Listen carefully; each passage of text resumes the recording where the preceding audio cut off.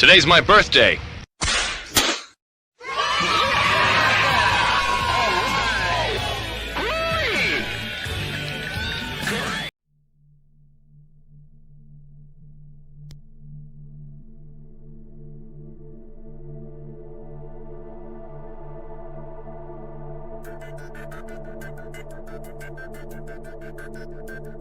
Hello ladies and gentlemen, it appears it is that time of year again when I make a video ranting about our beloved, or for some people despised, A-10 Thunderbolt 2, also known as the A-10 Warthog.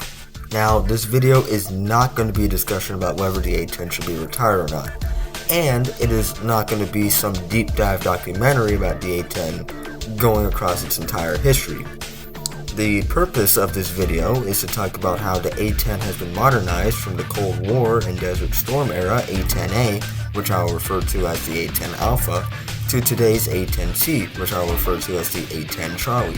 I wanted to make this video because I think there are a lot of people who don't realize just how much the A-10 has changed since its first entered service.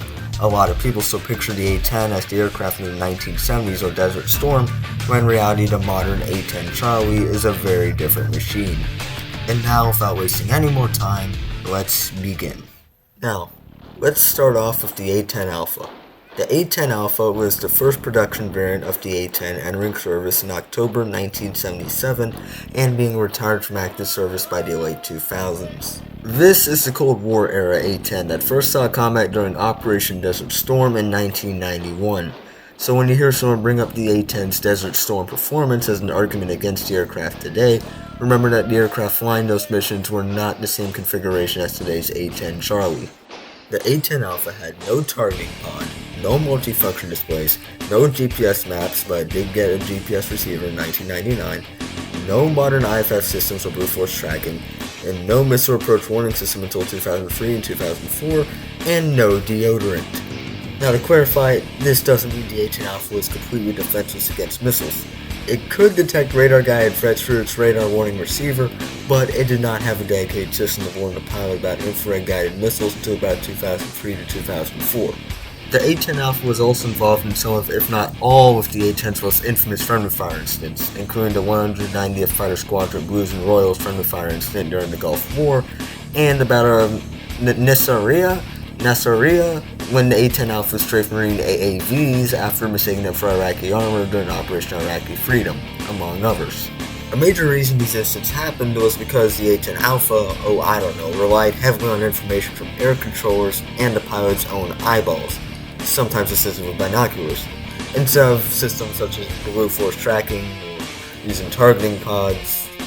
The other reason is, that close air support generally carries a higher risk of fratricide.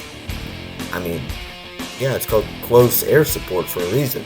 That wasn't because the A-10 was poorly designed. It was because the aircraft was designed for a very different battlefield, which was flying low over the Fulda Gap and stopping waves of Soviet armored vehicles, and the technology integrated into the aircraft reflected that. So in short, the A-10 Alpha was not a completely bad aircraft for the time and for the mission it was designed to do, but compared to modern standards, it was pretty limited. Now moving on to the A-10 Charlie. The A-10 Charlie first came about in 2005 through the Precision Engagement Upgrade Program, which essentially began the change from a limited Cold War relic to a modernized ground attack aircraft. The Precision Engagement Upgrade introduced a massive slew of upgrades, including smart weapon integration, a glass cockpit with multifunction displays, a GPS map used via the multifunction displays, targeting pod integration, situational awareness data link capabilities, the Digital Stores Management System or DSMS, hood task controllers utilizing an F-16 stick and an F-15 throttle, an upfront controller, an integrated flight and fire control computer, and, importantly, a brute force tracking system via enhanced position location reporting systems, utilized via the A-10 Shiny New SATL data link and its GPS map. It pretty much changed the A-10 from a plane where the pilot had to look through binoculars and use his or her own eyeballs, and lacking the ability to drop a pave wave without someone else shining a laser at the target, to, being able to do that without binoculars or someone else shining a laser, and seeing where the friendly guys are on the ground in the process. Now, if you thought this is where the story of the A-10 being upgraded ends, then you would be greatly mistaken. Following the precision engagement upgrade, the A-10 Charlie continued receiving improvements through a series of upgrades and suites throughout the 2010s, continuing to modernize its avionics, weapon capabilities, and battlefield awareness.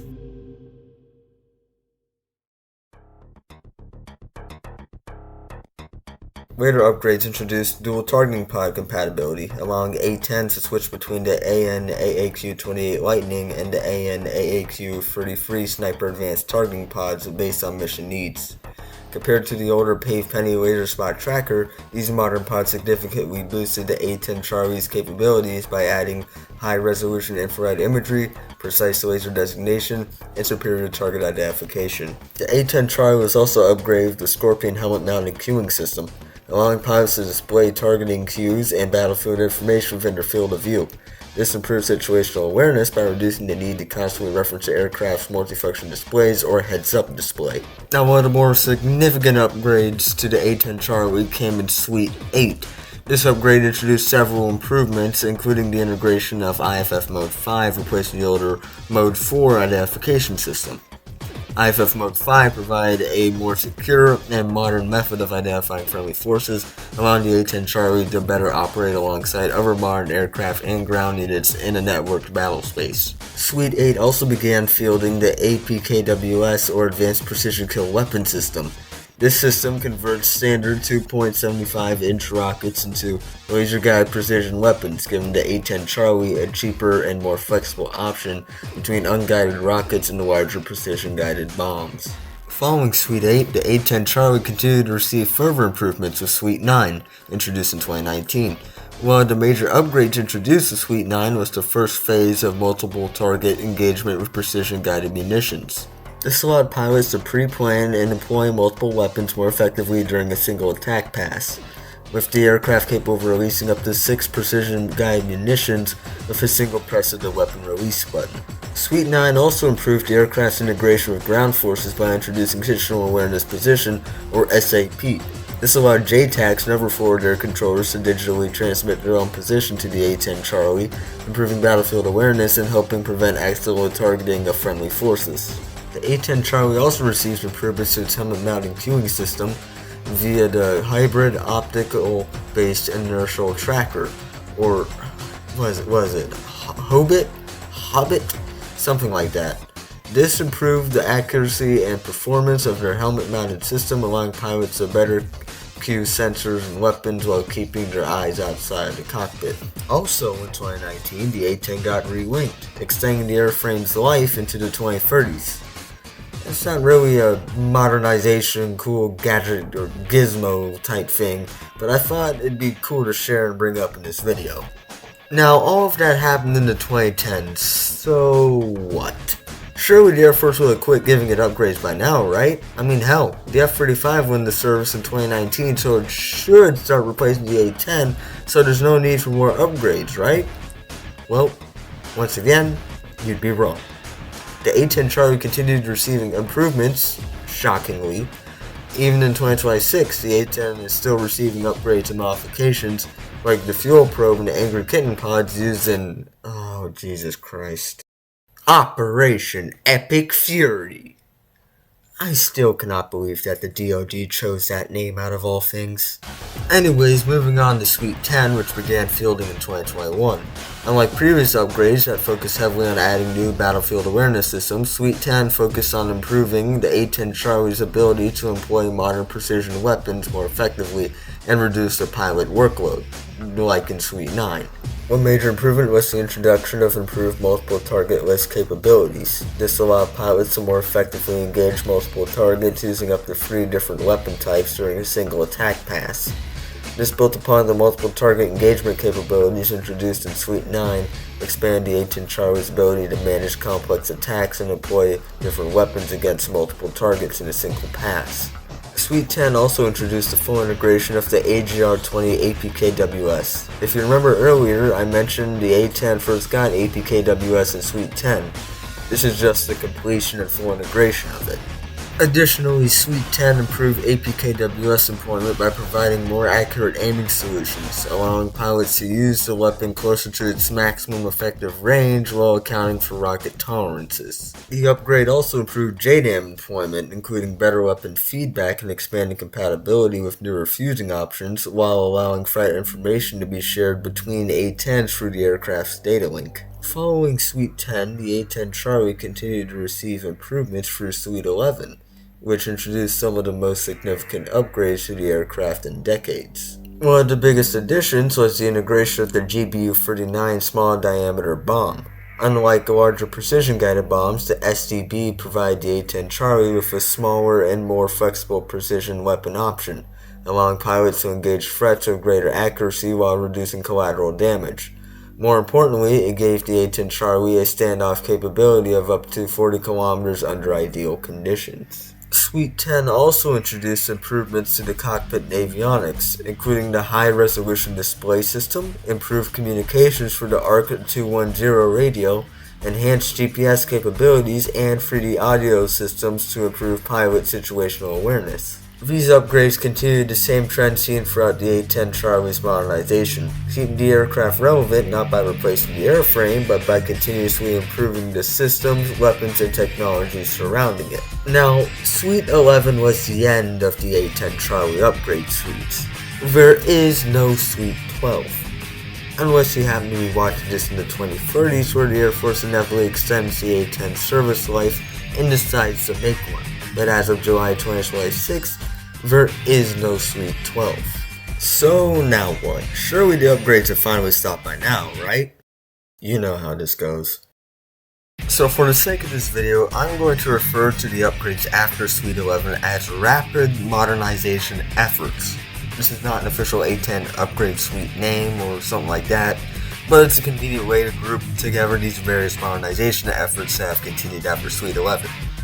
Or maybe this is the official name and I just accidentally guessed it. Either way, it works. Now, as you can probably imagine, unlike the previous suites, these upgrades are not under large packages released under a single designation. Instead, they are a collection of individual improvements aimed at keeping the A-10 Charlie more up to date and relevant on the modern battlefield. Now, one of the more, if not the most notable upgrade in this category is Link 16 integration. While the A-10 Charlie has used digital data links for years through systems like SADL, which I mentioned earlier, Link 16 represents a major step forward by connecting the aircraft to a much wider joint battlefield network. This capability began reaching operational A-10s in the mid-2020s, with fielded examples appearing around 2025 and 2026. For those who don't know what Link 16 is or why it's such a big deal, Link 16 allows the A-10 Charlie to communicate and share battlefield information with far more assets than the original SADL data link allowed. Think of SADL as like a small group chat between A-10s, other compatible aircraft, and air controllers. Link 16, however, is more like a massive battlefield information network connecting US and NATO aircraft, ships, ground forces, and command systems all together.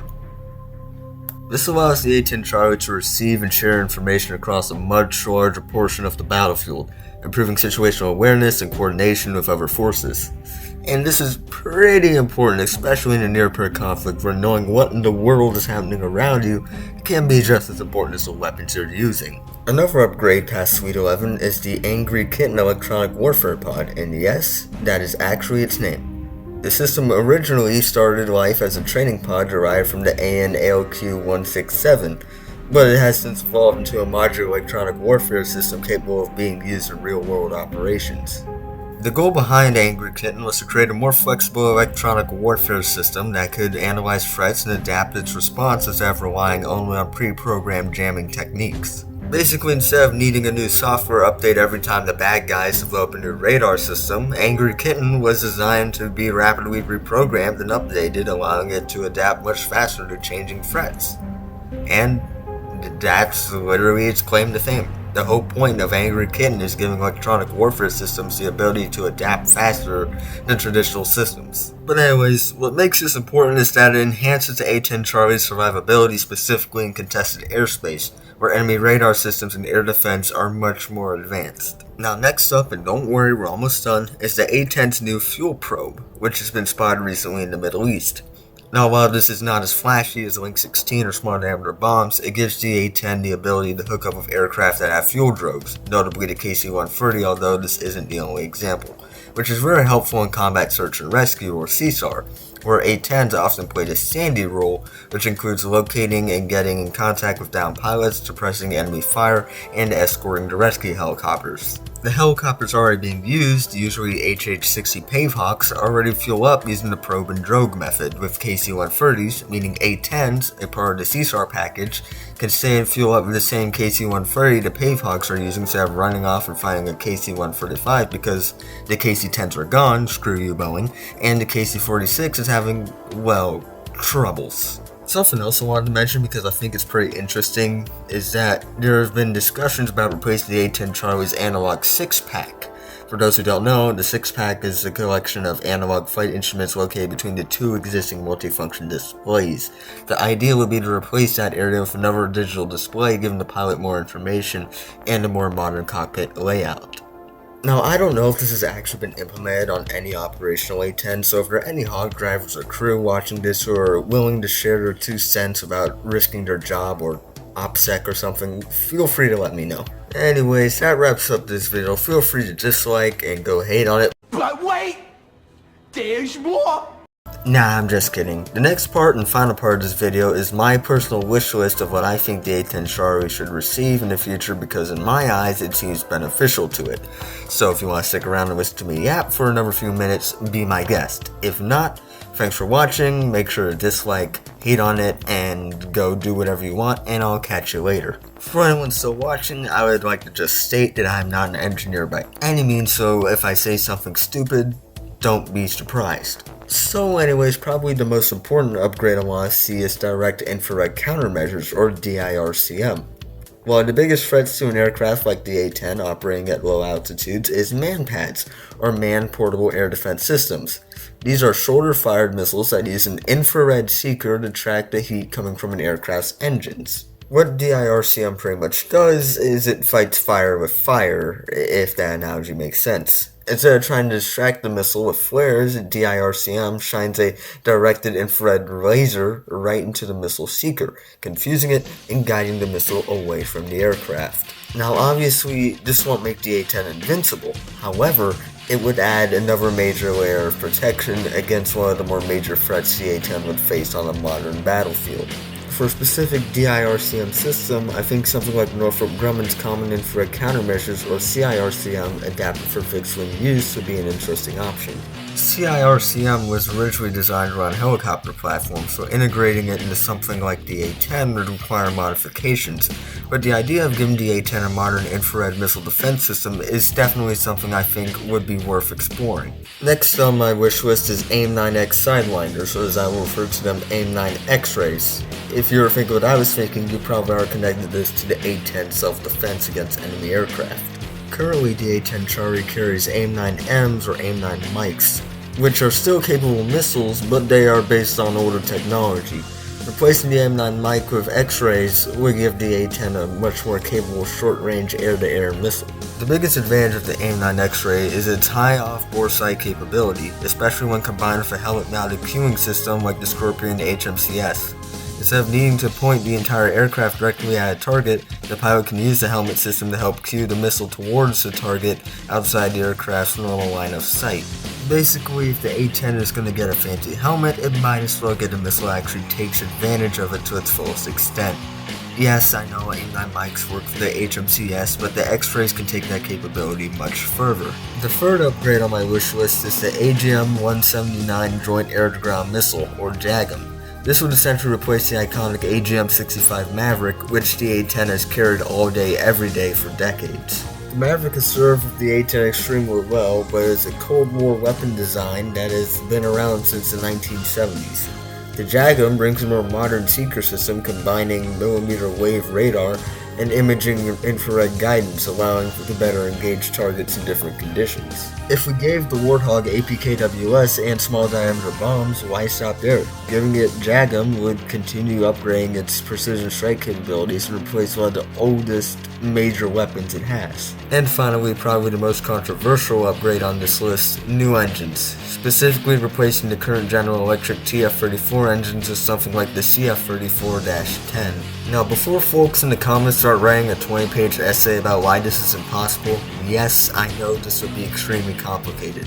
The TF-34 is one of the reasons the A-10 is so reliable, and replacing an engine is not as simple as just taking one out and putting another one in. However, a more powerful engine like the CF-34-10 could provide several advantages, including increased thrust, better fuel efficiency, and more electrical power for future upgrades. That extra power could become increasingly important as the A-10 continues adding more advanced sensors, computers, and electronic warfare systems. Would it be expensive? Absolutely. Would it require some redesign work? Most definitely.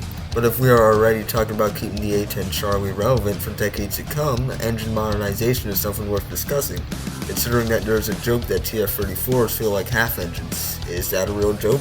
A-10 pilots watching, let me know. And yeah, that's it. So in conclusion, the A-10 has evolved from the haha gung-go Bert friendly fire machine that everyone sees it as to a precise attack/close air support platform via the precision engagement upgrade, various suites, and recent upgrades given the A-10 targeting pods, multifunction displays, helmet-mounted queuing systems, modern data links, Blue Force tracking, modern munitions, modern electronic warfare pods, granted just one, the Angry Kitten pod, a fuel probe, and most important of them all, deodorant. Yeah, sorry, I'm not exactly like Justin Taylor or Cappy Army when it comes to comedy. I'm trying with what I got. Anyways, yeah, thanks for watching. Feel free to dislike, comment a hate rant, and hate on the video with your non-credible defense experts on Reddit, because I actually explain how the A-10 2026 is not a binocular-toting, British annihilating, death doom murder machine. So yeah, I'll catch y'all when I actually upload a video to this channel, because everything on this John is random stuff my parents upload. Anyways, yeah, see ya.